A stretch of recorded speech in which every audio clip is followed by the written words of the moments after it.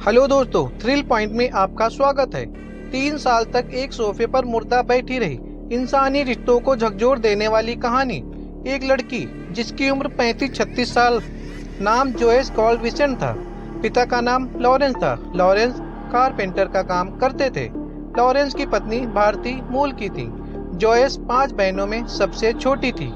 ये कहानी Joyce Vincent की मौत के रहस्य की कहानी है, जो सालों बाद भी अच्छे अच्छों के होश उड़ा देती है।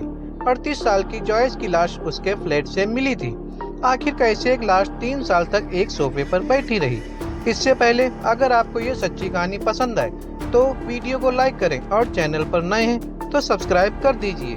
तो चलिए कहानी शुरू करते हैं। दरअसल 19 अक्टूबर 1965 को जॉयस का जन्म लंदन में हुआ था। जॉयस का बचपन बड़ी परेशानियों में गुजरा। किसी तरह जॉयस ने अपनी पढ़ाई पूरी की।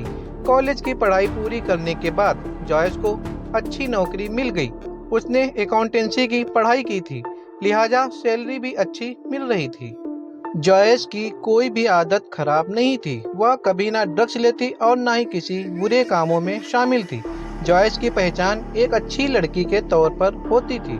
बस उसके साथ बचपन की पुरानी यादें थी, बेहद बुरी यादें जो डोमेस्टिक वायलेंस से जुड़ी थी। वह अक्सर जॉयस को परेशान कर दिया करती थी। अपनी दुश्वारियों को भूलकर जॉयस ने अंस एंड यंग कंपनी में नौकरी करनी शुरू कर दी, जहां नौकरी पाकर बहुत खुश थी। सैलरी भी अच्छी थी।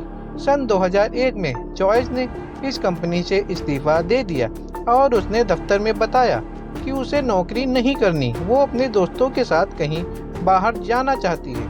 कुछ दिनों में एनजीओ में जॉब करने के बाद उसने छोटे से होटल में नौकरी करनी शुरू कर दी। उसी होटल के पास एक छोटा सा रूम भी ले लिया था। जॉयस का सिंगल रूम सेट था। यह बेहद सस्ता रूम था। यहाँ पर ज्यादातर लोग ड्रग एडिक्ट और आवारा किस्म के ही थे, जो कम आमदनी के चलते इस इलाके में रहा करते थे। इस अपार्टमेंट में जॉयस का कमरा सबसे कोने में था। नौकरी के साथ साथ जॉयस ने अपनी एक हाउसिंग स्कीम ले रखी थी, जिसके चलते घर से जुड़े बिजली, पानी और 50% किराया ऑटो डेबिट हो जाया करता था। जॉयस की जिंदगी 2003 तक ऐसी ही चलती रही। 2003 के बाद से जॉयस अचानक कहीं गायब हो गई। इस दौरान जॉयस को किसी ने नहीं देखा। 3 महीने गुजरते गए। जॉयस के घर के बाहर अखबारों का ढेर भी लगता जा रहा था। हैरानी की बात यह थी कि जॉयस के कमरे में लाइटें जल रही थीं और टीवी चलने की भी आवाज आ रही थी। धीरे धीरे वक्त गुजरता गया और साल 2006 आ गया। इस दौरान 3 साल में किसी ने भी जॉयस को नहीं देखा और ना ही जानने की कोशिश की कि वो कहाँ है।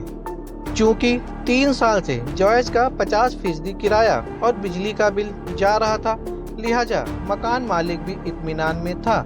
दरअसल बाकी का 50% किराया जॉयस को देना होता था। लिहाजा 25 जनवरी 2006 में मकान मालिक ने जॉयस की तलाश शुरू की। किराया बढ़कर करीब 3 लाख हो चुका था। अब मकान मालिक ने हाउसिंग स्टाफ की मदद से घर का दरवाजा खुलवाने का फैसला किया।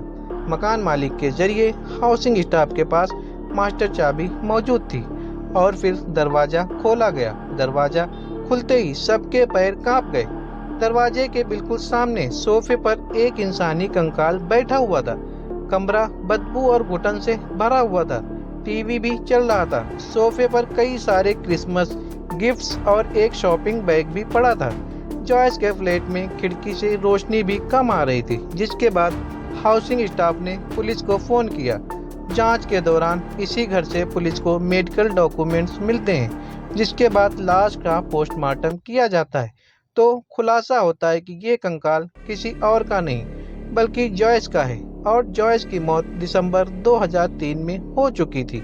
यानी 3 साल तक जॉयस की लाश सोफे पर ही बैठी रही।